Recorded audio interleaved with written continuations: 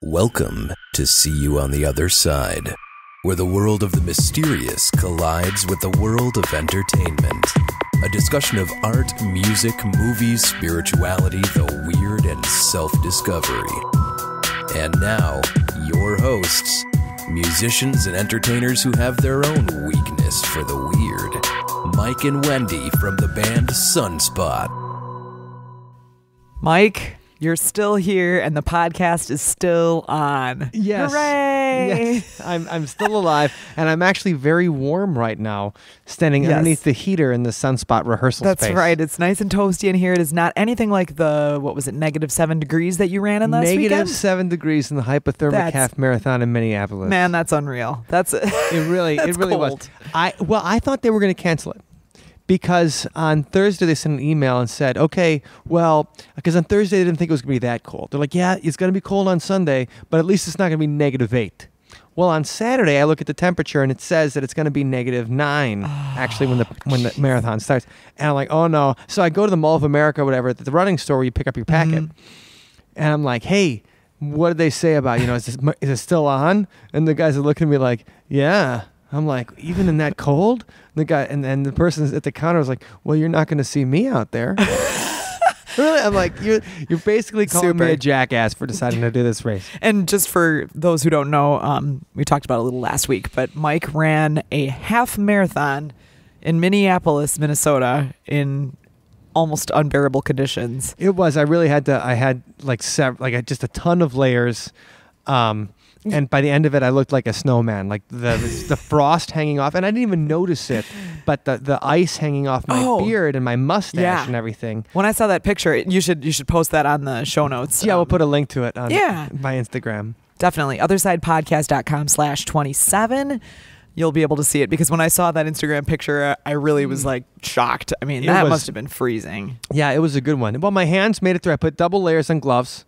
My feet made it through fine. It just was the midsection. Yeah. So just got to be careful. Make sure you wear an extra pair of underwear, but it's got to be a certain kind of underwear. You can't just wear cotton. You don't wear your tighty whities, because you're going to sweat in your tighty whities, and then it's going to get wet, and then it's going to get even worse. Oh. Right? Because it gets wet and it's even worse, and then it's not just the sweat that evaporates; it's your gonads. Oh goodness. Yeah. That's just anyway. So I just recommend wearing an extra pair of thermal kind of underwear that you can sweat in, Gore-Tex, whatever you can, just to keep everything, keep the home fires burning. I should say. All right. Well, congratulations to you. Thank you, I'm very, very impressed. I don't even like walking in -7 degrees. No, it was a good one. It was a good one. And about 1 hour and 51 minutes, which is not what I had trained for. Amazing. I trained for a little faster. I was trying to get, but I was still happy even with all that gear. And it was a lot of fun. I just don't think I needed to do it again. Okay, well I did it once, and that's quite enough. Yes, and if everybody could do that, they'd be stronger people like you. But sure. But I'm sorry, right. I don't think I'll be doing that. I'm not stronger. That's fine. I'm scared of those Norsemen. They're scary. Yes. So, well, that's great. Thank you. That's great. And while you were up there in the cold, I was down south enjoying some nice sun in Florida. Yes, the exact opposite of what I dealt with. In the weird state of Florida. Yeah. Did you take any bath salts while you were there? I didn't, like that? And I didn't encounter anything particularly, unusual. No, okay. It was great. It was a wonderful time, and it was a nice little escape from the Midwest. Good. Brutal cold. So, but I'm happy to be back in the Sunspot rehearsal space here. Yes, I am too. Talking to you today a little bit about. Well, today we're talking with Loyd Auerbach, and Loyd Auerbach is he's been a paranormal researcher and a person that kind of leads the charge in academia for parapsychology. Very cool. He wrote a book called The Parapsychologist's Handbook, ESP Hauntings and Poltergeists. Oh. And for a long time, that was the guidebook for people interested in parapsychology. And we'll talk about his whole education and where he was in academia, and also the state of academia in the 80s when parapsychology, when the people would study this, and today when it's almost disappeared. I mean, Duke University used to have a big parapsychology laboratory. Well, yeah, I mean, I remember when I very first met you, I remember you telling me that was something that you had wanted to study and that you'd considered, going to a different college. We met at University of Wisconsin, right. I remembered you talking about that. So that's something that you've obviously And Loyd was the one who made me realize that you could get and that was my backup. I talk about this in the thing that, was that you can go on further education in parapsychology, and his book is what inspired me to think about that. Wonderful. So we talk about that, and he's really an interesting guy.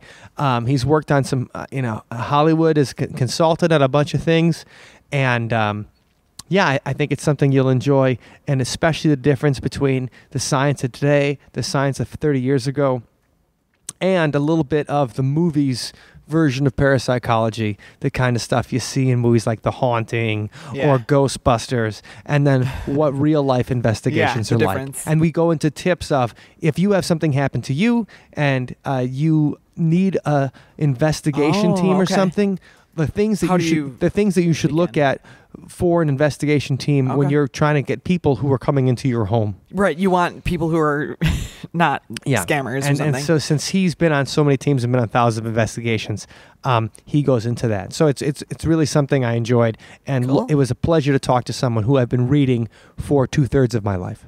Wonderful. Well, that's exciting that you got to talk to the guy in person. Yes, it is. And I'm looking forward to hearing it. Well, why don't we put it on right now? Okay, but first of all, we don't like to dwell on this too much, but we have been this month because we set a goal for getting new reviews in iTunes. And why do we do that, Mike? We do that because it helps spread the word. And when people see good reviews of the podcast, they want to download it. And we want people to download this podcast, and we want to get the message out to more and more people. Definitely. Like you.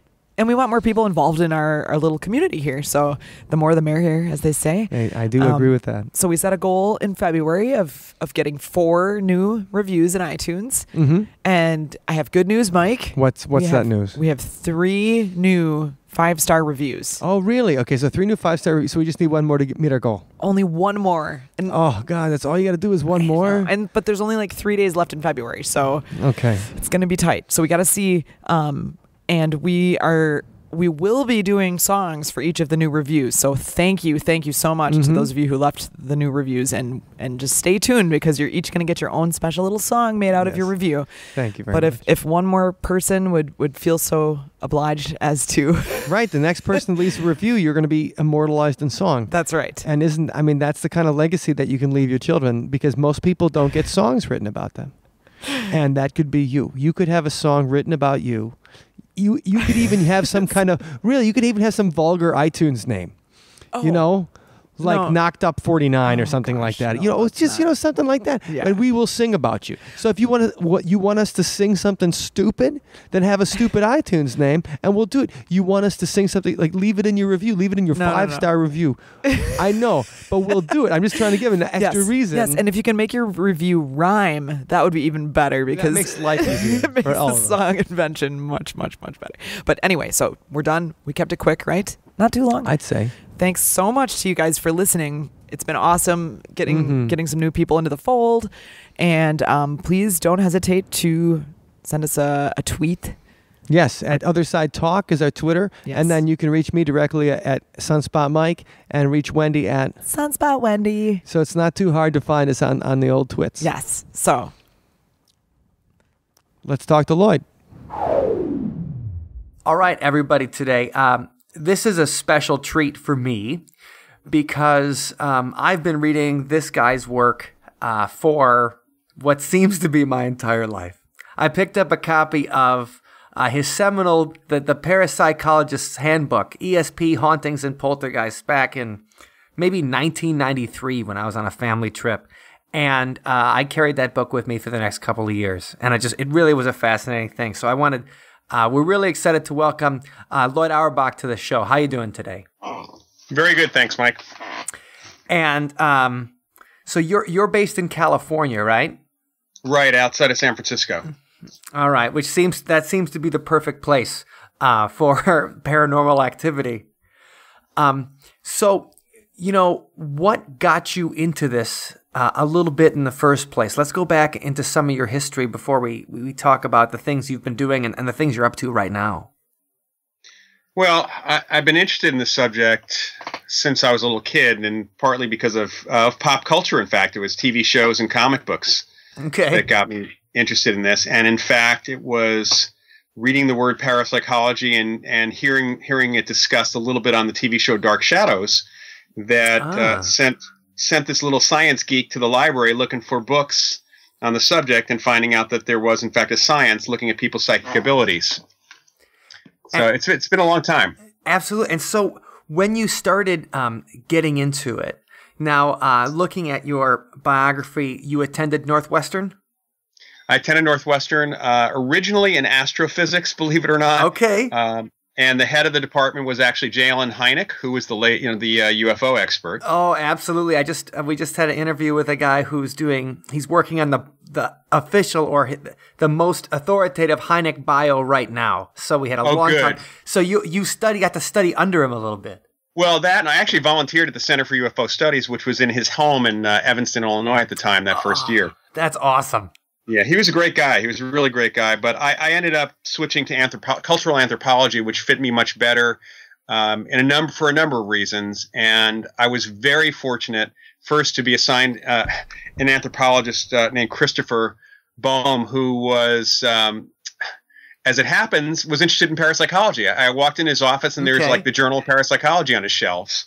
So it was that was pure chance, and it was a great place to be. There were a number of professors there very interested in supernatural, sorcery, witchcraft, folklore beliefs around the world, and it all connected directly to parapsychology. And while there at Northwestern, I attended a 6-week mini-series of lectures at Mundelein College in Chicago, which was hosted by John B. Saha and Brenda Dunn.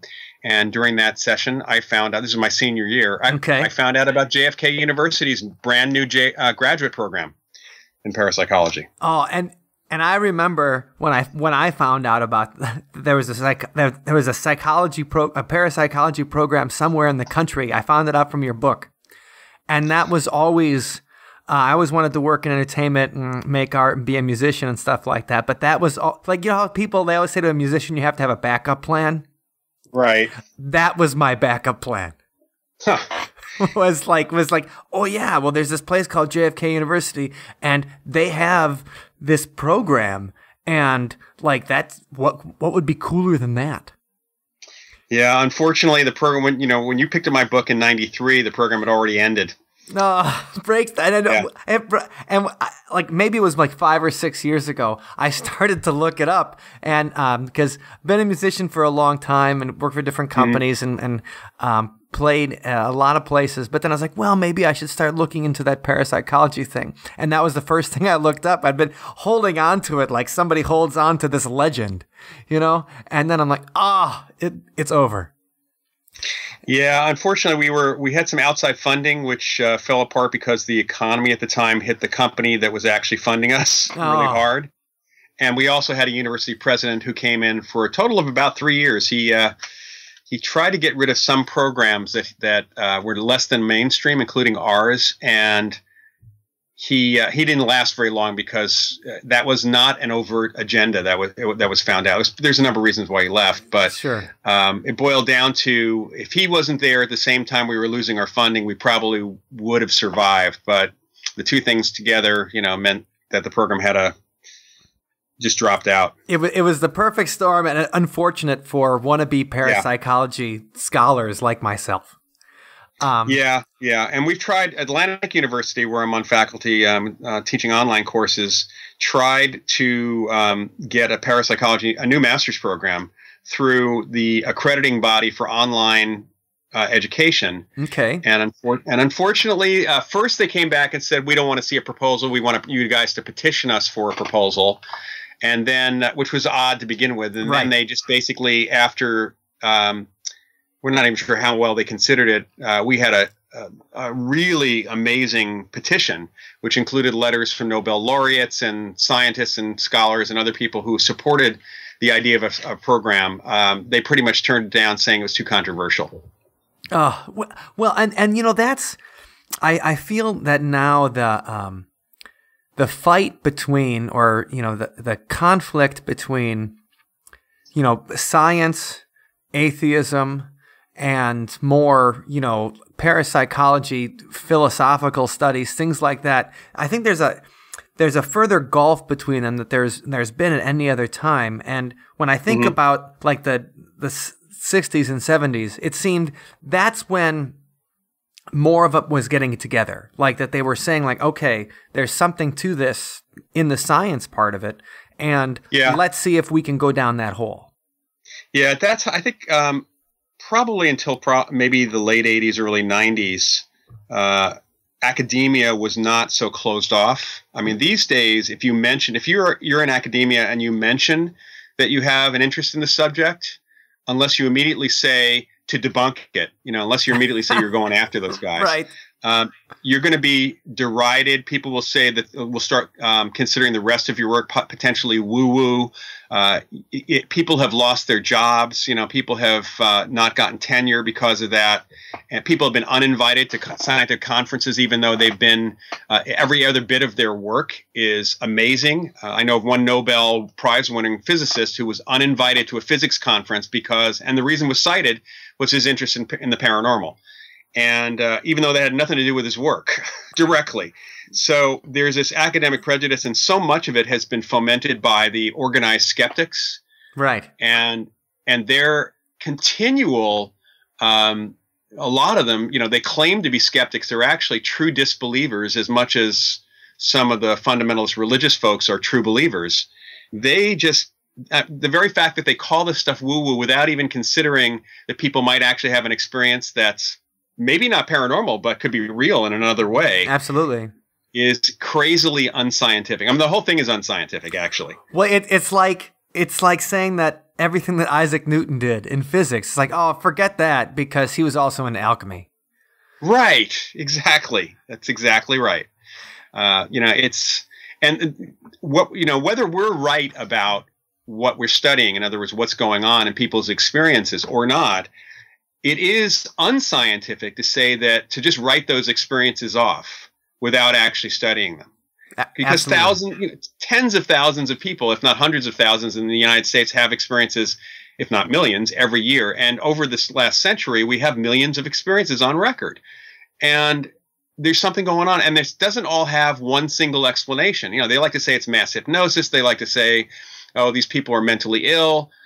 Right. There's just not one. You have to study these experiences to find out what's going on, and to say that they're not worthy of study or to disagree with the approach means that for the latter, if you disagree with the approach, you really should then have your own approach and study them. Well, right, because just saying it's woo-woo, that's like taking someone's experiences and just completely dismissing it offhand. Like just saying, well, yeah, something happened to you, but since it does not fit into my paradigm of what I believe the world is, I don't even want to look at it. It's like saying it's Hitchhiker's Guide to the Galaxy, right? They have the bug bladder beast of Trawl where it says if you put the towel over your head and say if you can't see it, it can't see you.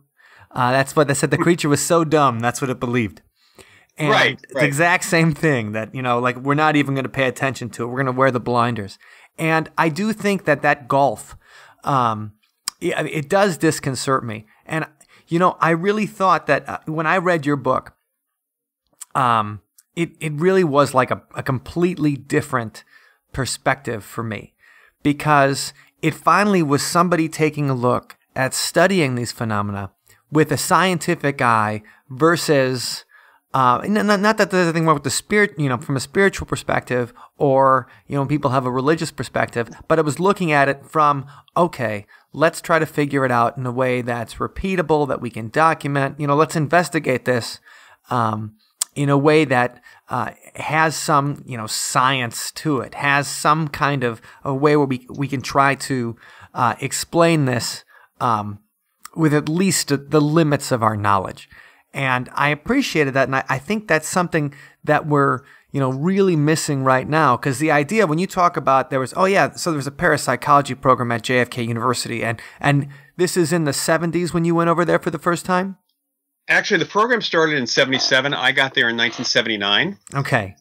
And then I think the program was officially ended in 86, 87. And then I think we graduated our last student in 89. Although after the program stopped, the title of the degree changed. to something else. It's like higher consciousness studies or something like that. It was interdisciplinary consciousness studies is what it was at the time. And but just the idea that existed in the first place, I think, would blow a lot of people's minds today. So you went over there in the late 1970s, and when you got there, I mean, what was it like? What was the life of a parapsychologist like at the university in the early 80s, late 70s? Well, I mean, we were the program. I don't know. There were maybe 20 up to 20 people, 15 to 20 people in the program at that time. Okay. I think the most we ever had was about 30. I was there for 2 years. Not everybody finished in 2 years, but myself and one or two other students did finish in the 2-year program, and it was different than my Northwestern experience because grad school is different. Number one, and JFK primarily has catered to adults already out of school. So even today, probably our average age at the university is 36, 37. So these were all classes in the late afternoon and evening, and that was a different thing for me, But we did a lot of work. We actually had a lab. We had a small building where we did some ESP and psychokinesis experiments. Okay.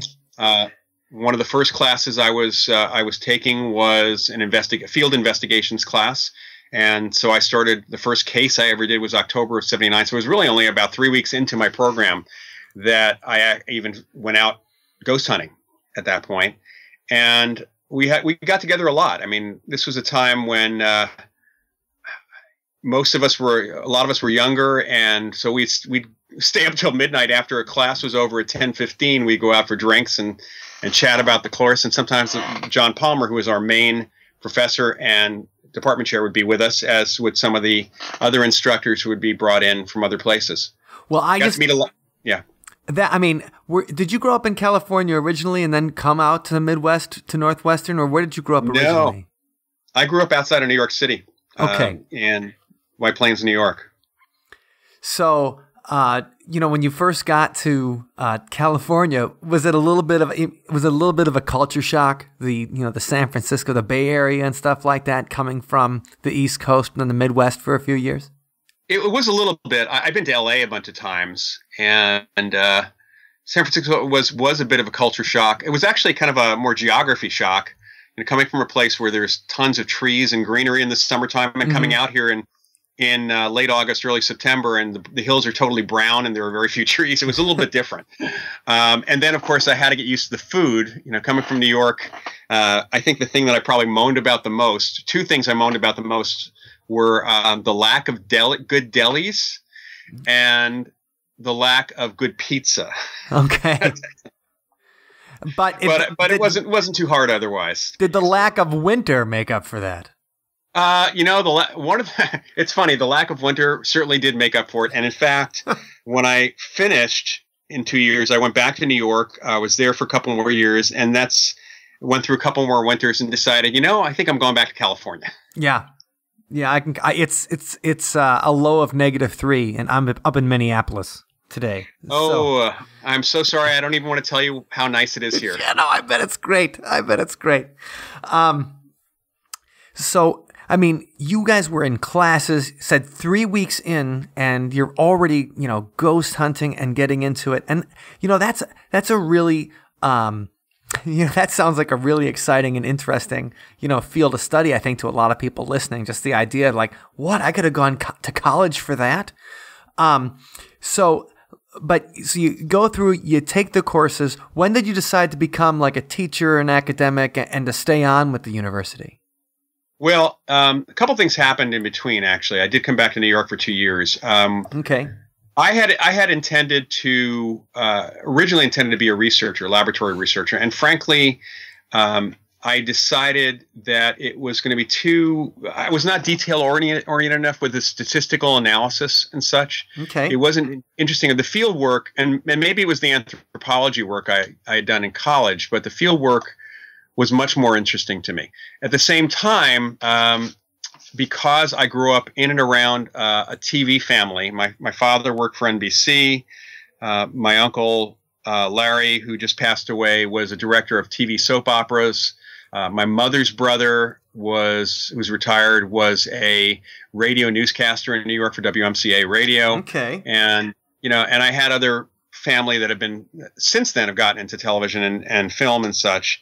So growing up in that era, in that area, especially around NBC in New York, I had a lot of media savvy in terms of connecting. So when I got back to New York, I started teaching adult ed courses at a few of the local place spots. And then went down to the American Society for Psychical Research in New York City. The ASPR. The ASPR had at that time, they had active research going on. They had an education department. They were fairly active. And I thought I had some ideas on how to promote the ASPR within TV news and radio news. And I'd gotten all that from working with my father and my uncle and such. And the day that I got there, as it turned out, they had recently hired a new executive director. And the head of the education department said, let me have you go up and talk to him because he holds the purse strings and he might be interested. Mm-hmm. And I did. And I presented him with my ideas and I had some written down and such. And he looked at me and he said, you want a job? Okay. And they gave me a half-time job as the public information and media consultant to the education department. So I actually ended up working half-time there in connecting with radio and TV and print in the New York area.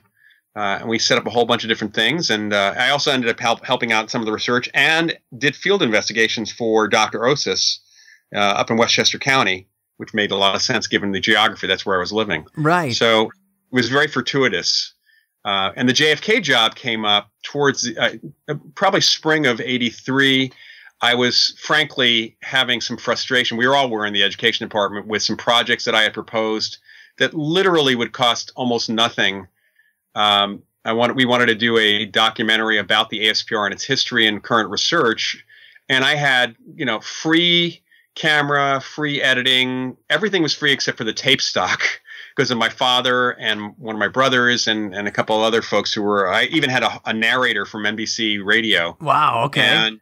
And the board, let's just put it this way, they frustrated. The budget was $100, and they didn't want to, even if it was free, they didn't want to go ahead until they saw an actual script. And when you're doing a documentary, it's kind of hard. You can have an outline. We had the outline, but they actually wanted to know what questions and what responses everybody would have. And I said, how do you do that without doing the interviews? Right. So at the time, I was talking to one of my fellow graduates at JFK, who was now the head of the department at JFK, and she said, "Well, we have some grant money from the company that's funding us, and we're trying to figure out what to do with it. So, would you want to come out here and do what you're doing for the ASPR, but do it for us?" Okay. And so the job came up. I just said goodbye to the ASPR and goodbye to New York, and I came back to California and stayed. Well, I think that's a great lesson. Because, people will say, they'll be like, well, do you know anybody who actually has a career in, doing paranormal stuff and investigations or anything like that? And a lot of people, like you were just talking about, like you went to school for parapsychology. You're one of the few lucky ones who's able to get an accredited degree in parapsychology. And yet, your entree into getting into the industry was really having some ideas, being proactive, going to the headquarters and showing up and saying like, hey man, I've got a bunch of ideas for you. What do you think? And then they see a guy that's a go-getter, that's connected and that's got some education and isn't a loony. I don't mean to insult. You've met a lot of people. Oh, I've met a lot of loonies. Right. So you know exactly what I'm talking about. So when you see somebody who's science-minded, got a great idea and, is willing to work, that's probably pretty exciting to a lot of people who are involved in this because sometimes, you'll talk to somebody for a while and be like, okay, this guy really gets it. And then they'll say something that's so completely far off the deep end. You're like, okay, now, hold on a second. You lost me there. So I think that's really exciting. That's just a good lesson in how you get into things like this is that you work hard, you bring ideas, and then you go to where the action is. Yeah. Unfortunately, I'd like to be able to go where the money is because that really hasn't happened in our field. Right. But there's inherent value in it. Oh, yeah. And so sometimes that's the compensation. But so, is when I reading your biography and stuff like that, one of the things you talk about, and this is shortly probably after you joined the JFK staff, is that you were a consultant on a television show that I thought I was the only person in the world that remembered. Like maybe me and my sister. My sister and I are the only people in the world who remember the show Shadow Chasers.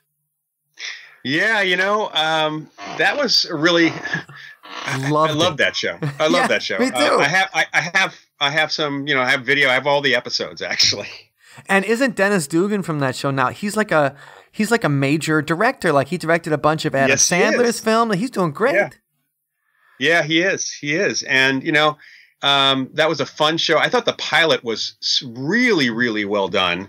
And I was so happy to have heard from Ken Johnson. They flew me down to LA and spent a day with the writing staff kind of going over things. And, I'm kind of an uncredited consultant to that, but it was definitely a great experience. And I love doing that kind of thing. In fact, I do offer script consulting services these days, although I haven't had a lot of takers over the years, but we're trying to get me back into Hollywood and film and television for the scripted stuff, not the reality shows anymore. I kind of, frankly, have given up on them. Well, we should talk about that in a minute. I mean, and so for the people listening, okay, and the people listening probably haven't seen Shadow Chasers, but this was a show on ABC, and maybe there was. It came out, like, it must have been in development before Ghostbusters, but it came out afterwards. And it was developed by Ken Johnson, who also did V. That's probably his most famous sci-fi show. And the Incredible Hulk. Oh, that's right. Hulk. Yeah, and the Incredible Hulk. And he was also involved in the $6 Million Man. Oh, okay. I didn't know that. Yeah. So this, obviously, he's got a great sci-fi pedigree. And so this was just a show about, and it was just based on like a couple of guys working together, and they would investigate paranormal phenomena. And I thought it was a fascinating show. It was funny. It was clever. And I think it lasted like 6 episodes. I think I have to look, but I think it's more like 8 or 9. What happened was, though, that was really important to know is that for whatever reason, ABC didn't give it a shot. They kept moving it around. So when you have a show and it's not at the same time every week, and the promos don't really give you warning, at least at that time, because people didn't have the guides that they could actually search. There was not the kind of cable guides on your DVR. Right. Yeah. So a show, if they want to kill a show, that's the easiest thing to do is just move it around so nobody knows where it is. That's exactly right. Yeah, so something like that happened. One of the things I should mention, I think the promos, there are promos for it actually on YouTube. Okay, we'll have to link to that. I have to watch them because I haven't seen an episode in 29 years. You know what I mean? But it was something I get excited. Like I would go in and I was only one in my family, and I think I was 8 years old at the time. I was the only one in the family that could set the VCR. Yeah. So I made sure that I set the VCR. I found out whatever time it was on, and then I would set it, and we have them all on tape somewhere at my parents' house in Milwaukee. So it's super fun. And so you got involved in that, and they obviously were trying to find some kind of a little more quote unquote realistic scientific basis, but probably something connected to, more like what real life paranormal investigators did. And was that your first time that you kind of helped out consult on that? At that level, I had been called by various producers over the years, even from the time that I was at the ASPR in '82. I had worked on some news programs and some documentary production type things, and there have been a couple of shows that had called. I talked to writers for a couple films, for example, and for a couple TV shows. But that was probably the most in-depth discussion. One of the things I liked about Shadow Chasers is that it was basically an anthropologist who sent this one guy out. He was another, Trevor Eve played an anthropologist in the same department. And Dennis Dugan played, if you recall, a tabloid reporter who latched himself onto Trevor Eve, his character. And so you have the skeptic who's the anthropologist, and you have the true believer who's the tabloid guy. And there's a little humor there. And I thought that was the rapport was good and some good humor. And it was handled pretty well. Yeah, it was definitely great, and it's all the people I know who remember it always remember it fondly. Yeah, But so when you get like scripted consulting, and when we talk about the intersection between pop culture and paranormal and real paranormal research and the real life people that do these investigations like yourself, what are like the top 3 things that they always get wrong? Or that you're like, you see this and somebody says, look at a script or something like that, and you look at it and you're immediately like, well, that has no basis in reality. Are there any common themes that you've noticed? Well, I think, you can find different themes. Certainly the whole idea that ghosts are evil, inherently evil or destructive, that is incredibly contrary to real experience that people have had. And an interesting thing is that most of the dramas and comedies get it more right. I wouldn't say Ghostbusters got a lot of that right, but most of the typical comedies with ghosts in them and the dramas going back to the very beginning of film have pretty much gotten it right, or at least closer to right. The ghosts end up being human, very human. Okay. And often amazingly more human than sometimes the living people. So that definitely happens right. One of the things, of course, Ghostbusters is a serious exaggeration, but Dan Aykroyd did some real research. He was actually at the library of the ASPR doing research. His grandfather was a member of the Canadian group of the Society for Psychical Research and did investigations. Right. And his dad actually more recently wrote a book about the history of ghosts, which is a pretty good book. So Dan actually did research. So there's some things in the movie that certainly are based in reality, and there's kind of an attitude that's in there. The equipment, of course, was the tech that was used was totally fabricated, and that's something that we've kind of seen going back as far as the movie Poltergeist. And that's another aspect that I think that people just tend to exaggerate, and this is perfectly okay. It's okay to exaggerate abilities. That's what science fiction. That's what science fiction and fantasy are all about. Is that you take an ability and you exaggerate it. That's what the superhero comic books are about. Absolutely. You don't have anybody who can actually do this, but you exaggerate that and you create a new situation. But you have to be aware that you are in fact exaggerating, and putting that kind of like shadowy, evil spin on things. Sometimes is great for dramatic effect. One of the best ghost movies is actually the movie Ghost, and I found out after the movie was out for a while that the screenwriter actually had used my first book, that ESP Hauntings and Poltergeist, and one of the books by D. Scott Rogo, who was one of my teachers and a colleague, had used those 2 books as a lot of the basis for the behavior of the main character and a lot of the activity and things like that. But the one piece of dramatic license that was taken in that movie was the shadowy figures taking the bad guy ghosts down into the ground. Yeah, that was terrifying, when they ripped Tony Goldwyn down and drag him to hell. Oh, yeah. So that's never been reported. Okay, good. It was a really good dramatic license because you wanted to show that there was a consequence for being bad. And I think that that's perfectly okay. So when people say they want me to look at a script or talk about what's going on, I'm not going to nitpick it and say it all has to be exactly real. We want to start with the real thing and exaggerate it properly. Sometimes it goes haywire. If you remember the movie The Entity with Barbara Hershey. Absolutely. But based on a novel by Frank DiFelitta, which was based on an actual case that 2 of my buddies, Barry Taff and Kerry Gaynor, did. Oh. It was a poltergeist case, and a poltergeist involves a living person being the source and cause of all the activity. It was a very extreme poltergeist case where there was a lot of activity being witnessed by a lot of people, including some light effects that appeared in the air. But there was no outside entity. The entity was actually from within herself. And in the novel, I think, I talked to Frank DiFelitta actually before the movie came out and after. He exaggerated a lot because he was writing, he was fictionalizing it. Right. And then the movie took it like way to the sexual extreme, and then put in something that people to this day have asked me, did that ever happen? And that was trying to freeze the entity in a mock-up of the woman's house that was built in a gymnasium at UCLA, to freeze it with liquid helium. Right. And talk about not being real. There is no university on the planet that would potentially sacrifice athletic equipment or a location like a gym. Right, for some paranormal investigation. Well, and it's not even the paranormal investigation. That would have been one thing. But freezing something using liquid helium, which could seriously damage everything, not to mention the legal department of every university would never let that be used where the human being could be in the path of that. That's right. That's incredibly negligent. So from a reality standpoint, that was actually more unrealistic than the shadow ghost taking Tony Goldman down into the ground.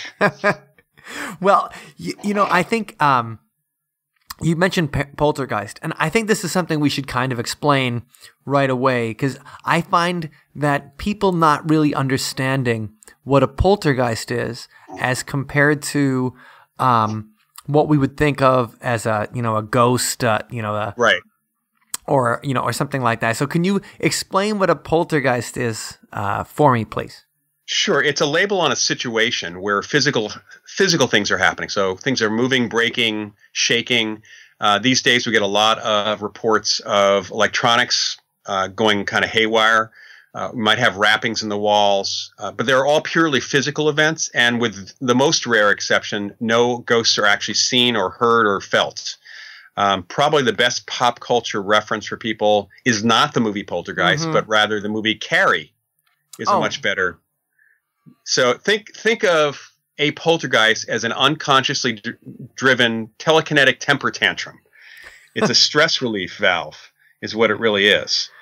And so when we investigate, we're playing detective as much as anything else in those cases. It's actually a little bit more interesting. Poltergeist cases to me, much as I'm really interested in and excited by some ghost cases, real cases of apparitions, at least in the poltergeist case, I really get to play detective.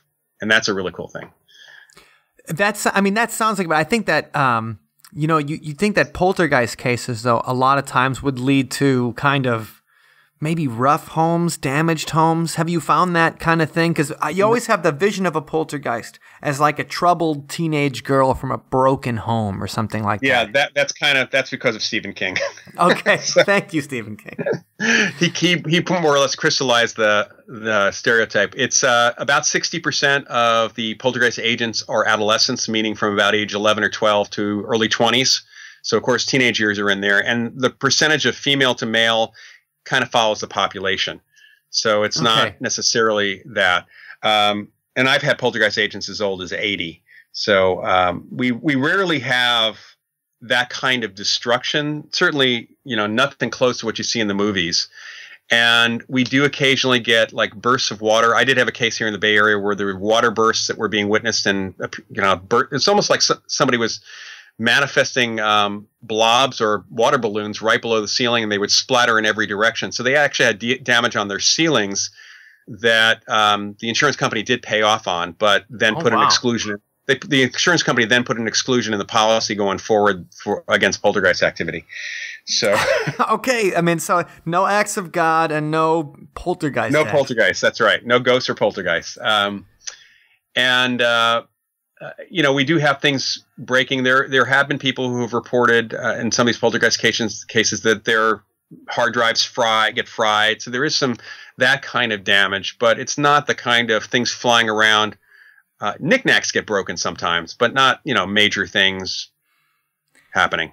Well, and I've got a million questions I want to ask you, but I think I need to direct this towards investigations, I think, because I think that's where we're moving in the discussion. And when it comes to how many investigations do you think you've been on?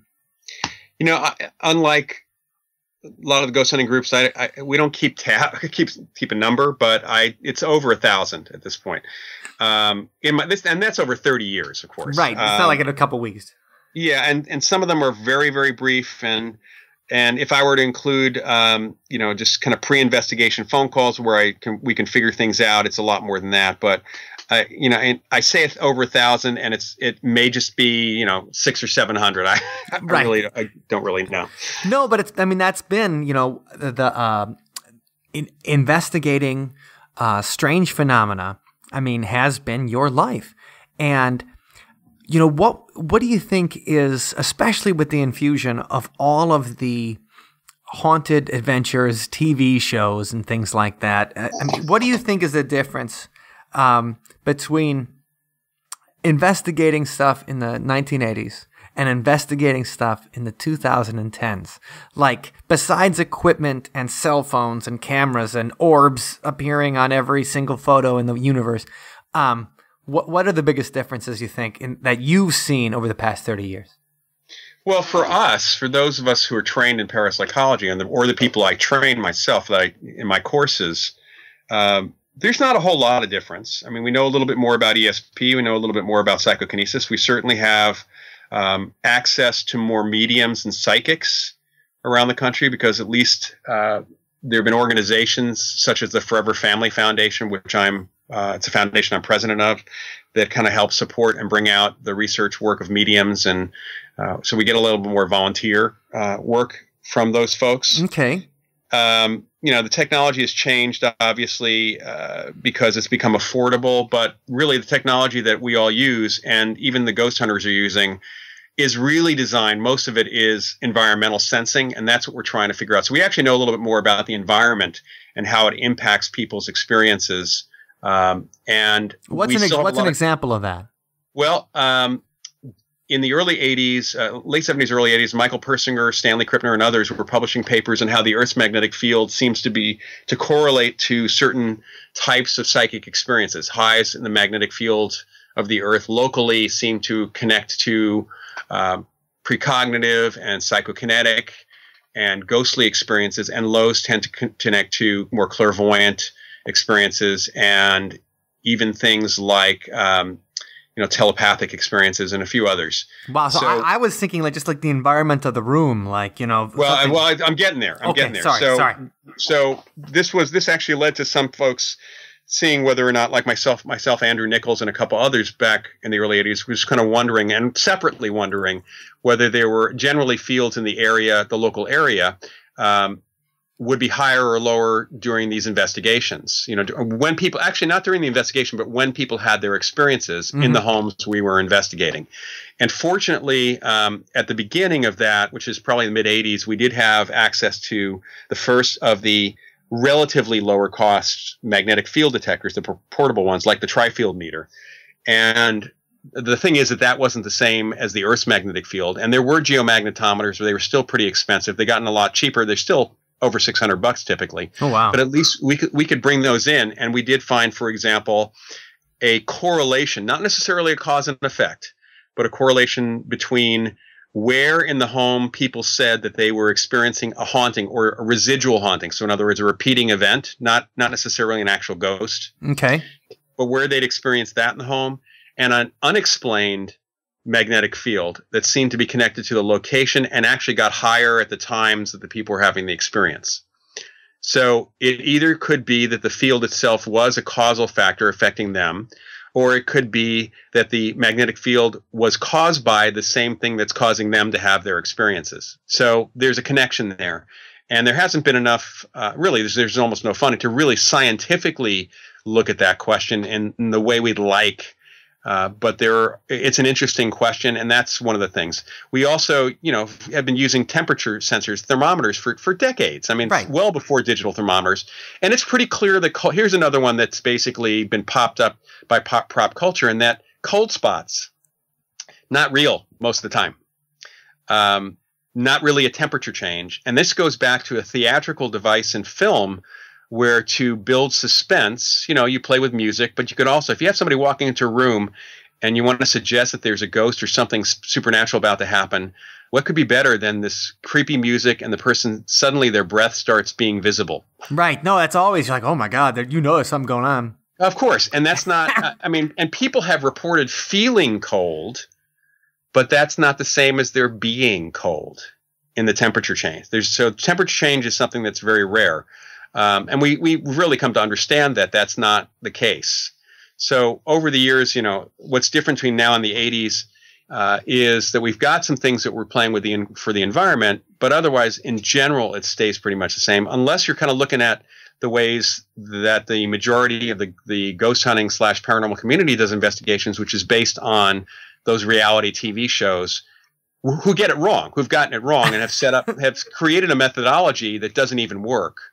And one of the biggest differences for me these days is too many people sending me photographs and such saying, "Can you tell me what this is?" And that didn't used to happen. And that's partly because now there's email. So right, it's easier. That they don't have to make a print and then send it in the mail. Which we did get at JFK. We got those every once in a while. Not as many as we get today. Everybody can take. Everybody's got their camera with them today. Well, when you talk about obviously changing technology, people's changing attitudes and stuff. Have you seen from the people that are, calling in or asking for an investigation or having weird stuff happen to them, have their attitudes changed in what they expect an investigation today from 30 years ago? Because on these quote-unquote reality television programs, there always seems to be, something exciting happens in every episode. Right. Well, there is an expectation on the part of the folks. Some people call hoping that we're not going to do what they do on TV, which is kicking the family out overnight and then the next morning showing them the evidence and then leaving. Most people actually want help. And I've actually gotten calls. We don't get as many calls these days because there are all these other ghost hunting groups. I sometimes get the post-investigation call from someone who said, "We had a local ghost hunting group here. Can you come out? All they did is tell us that there's a ghost here and play some EVP for us. They haven't helped us at all." So, they got their big reveal, but that's all they got. And that doesn't help anybody, especially when a lot of these ghost hunting groups don't even look for normal explanations. And consequently, we go in and find out that there actually is a normal explanation for these things. Right. Including what the so-called evidence that they actually got.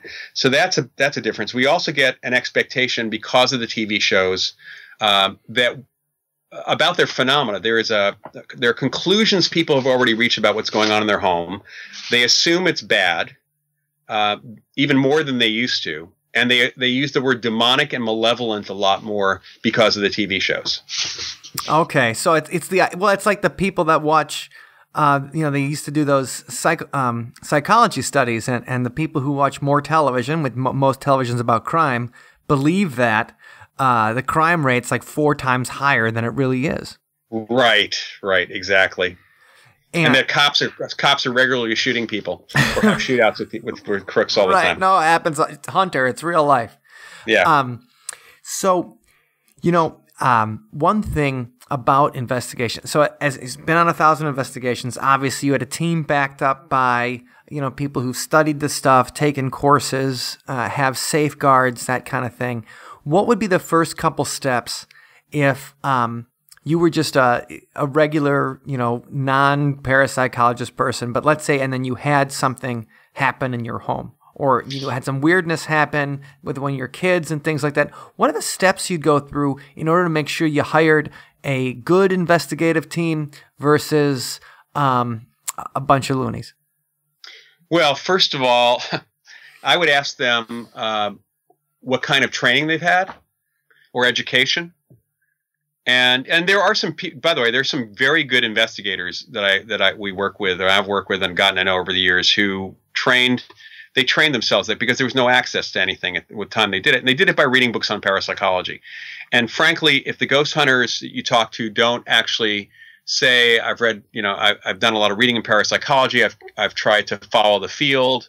If they focus more on the equipment, which is often what happens, people say, well, we have all this great, this scientific equipment, and that's our method. Then I think right off the bat, there's a problem. The reality is that an investigation starts with the witnesses, which on TV, we often see the witnesses being dismissed as having only anecdotal stories, right? Which is true. Those all personal experiences are when you relate to somebody as that's an anecdote. But Right. that's how social science works. Social science works off of people's stories. And in fact, if you don't talk to the witnesses as an investigator, what you're doing is investigating a rumor that you have no basis, no backup for. I find it bizarre that these TV shows, they'll say they want to go in unbiased, and they'll kick out all the witnesses, but they still have one person there who tells them their side of the story or just tells them what's been written up about the public location, that's a bias right there. You need to get the witnesses to tell you what's going on. So you should be hearing from them that we want to interview everybody who's involved, including the people who have not had an experience. So if you were to call me, I say, well, let me hear what happened. You tell me your story, but I want you to, I need to talk to the other folks too. And that should be part of what you're expecting. You should ask them how they work. They should say, we want to talk to all the witnesses.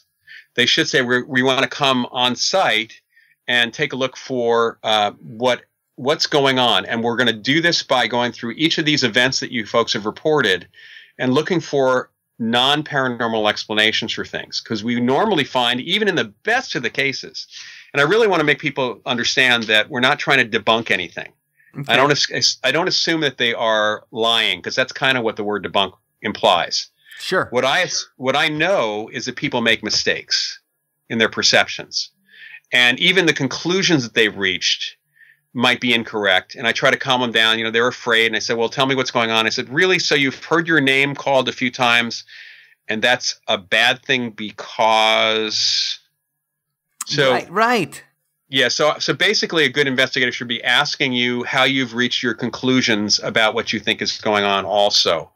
And they should, again, be relating it back to some basics in parapsychology. I actually have an article on my website, mindreader.com, that even says, how do you know you're talking to a parapsychologist? Okay. And it's got a list of things. And actually it's in the book. It's in ESP Hauntings and Poltergeist too, but it's kind of a list of things that at least you should be hearing from these folks a little bit. Well, we'll make sure we link to that in the show notes so people can take a look, because I found so I run the Haunted History Tour in Madison, Wisconsin. Uh-huh. And my sister runs the one in Milwaukee, Wisconsin. And so because of that, like, people are calling if they have been having experiences. It's like a haunted history tour, and I'm into this stuff, and I'll go to their house or whatever, check it out. But I don't have like a team or investigator. I haven't taken the courses yet or anything like that. So I think it's important to be able to direct people in the right direction if they're having, experiences, and that, you can't just look on the internet and call the first person that you see in something. No, that's right. Yeah. Yeah. Yeah, and one of the things we'll have them do, we usually have people do, and people should start thinking about doing this right off the bat. If you have an experience, and typically people are going to suddenly look for everything else that could possibly be paranormal. Right. So if you have an experience, jot it down, but then as you're having other experiences, jot them down too. Start keeping a journal going forward.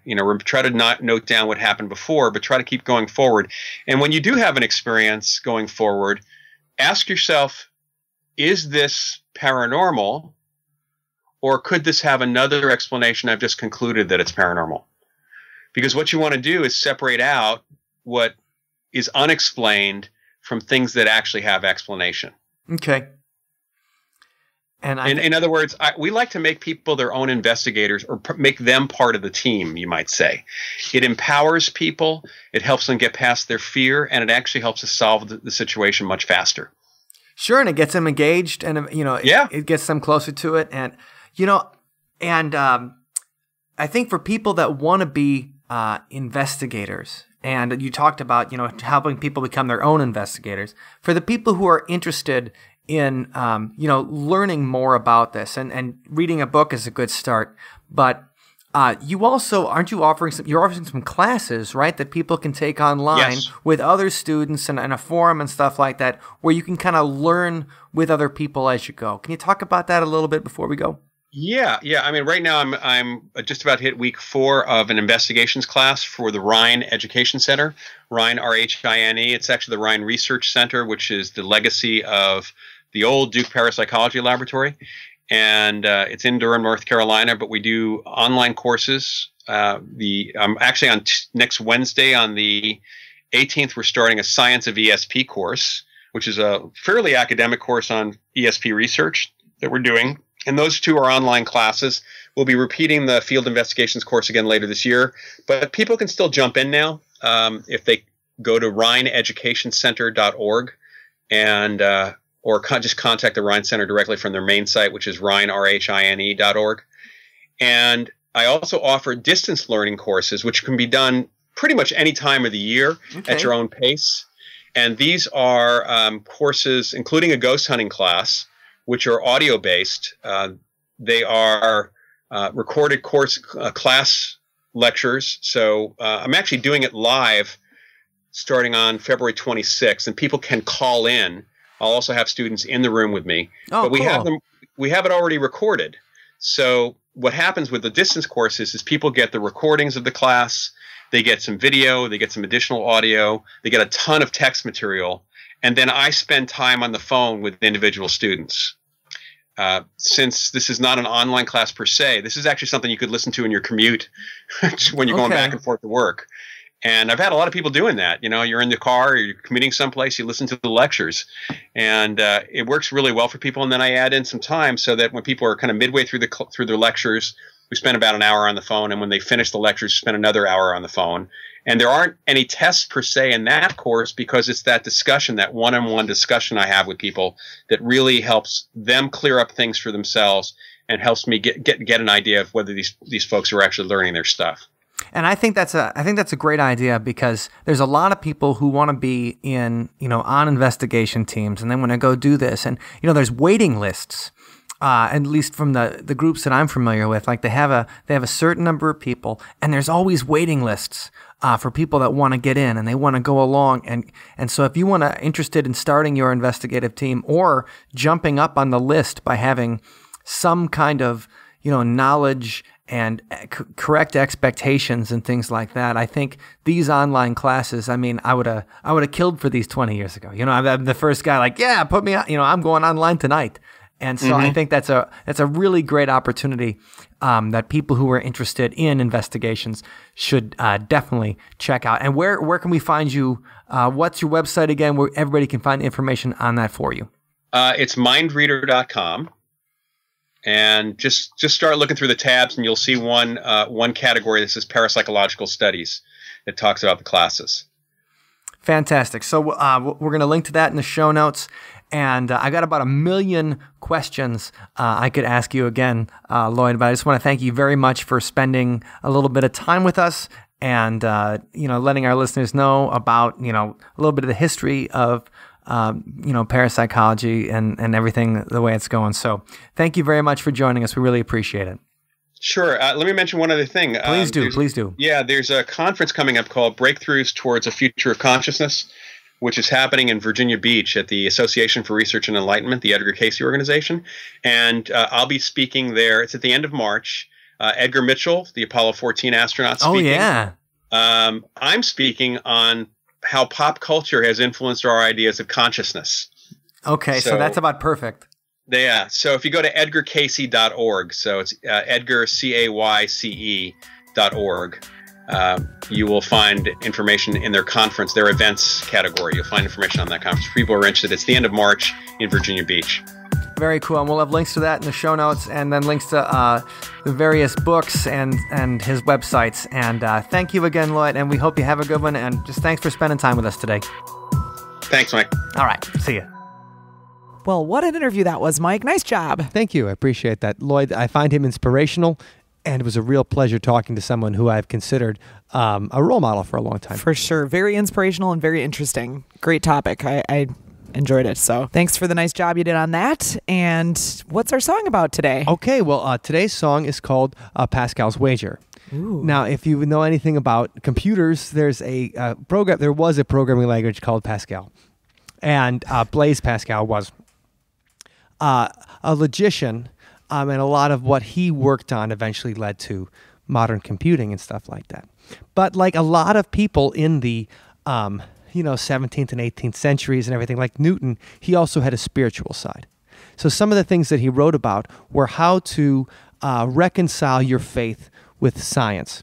And I think that's a little bit of kind of the discussion we had with Loyd today kind of brought that up. So Pascal's wager is, if you're going to make a bet, you might as well bet on believing in God, because if you believe and it's true, then you get something then you get to go to heaven, and that's great. Okay. And if you believe and it's not true, then it doesn't really matter, because you're just going to die anyway. Okay. Interesting. So All right. Pascal's wager is that bet, and that's the name of the song. All right, let's hear it.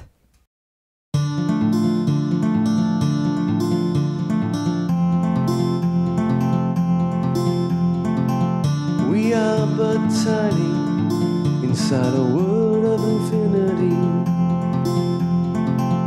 All we have is our reason to make us better than the beast. Haskell was a gambler who wanted to believe. Haskell made a wager on the souls of you and me. And if you win, you win. You win it all. And if you lose, you lose. And it don't matter anyway. With so many things I'll never know. But even brighter stars must lay down their cards when the ferryman calls. I was born a cynic, but I'm willing to take my chance that the universe is big enough to be more than coincidence. We're playing a game that we don't want to admit. All the things we feel that you just can't dismiss. And if we win, we win. We win it all. And if we lose, we lose. And it don't matter anyway. With so many things that I'll never know. But the brightest stars must lay down their cards and figure out just who they are when the ferryman calls. You're not a fool to believe. You're not a fool to believe. You're not a fool to believe.